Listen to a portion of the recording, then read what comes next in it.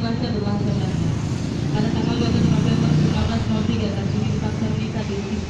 Namun ternyata suaminya sangat mengerti cita-cita Kartini dan memperbolehkan untuk membangun sebuah sekolah.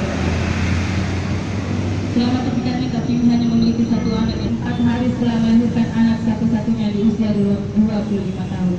Wafatnya Kartini tidak serta-merta ada teman.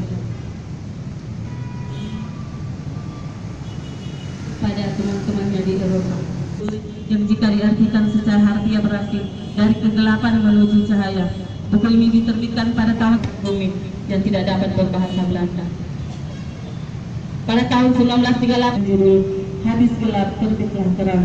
Versi Philippine membagi buku ini dalam 5 bab untuk menunjukkan merupakan sejarah perjuangan Ilham Kartini semasa hidup.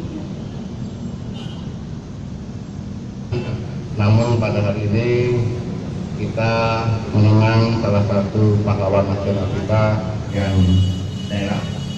Nah, terkait dengan hari Kartini juga, kita pada hari ini juga akan melaksanakan lomba-lomba terkait dengan hari kemasyarakatan.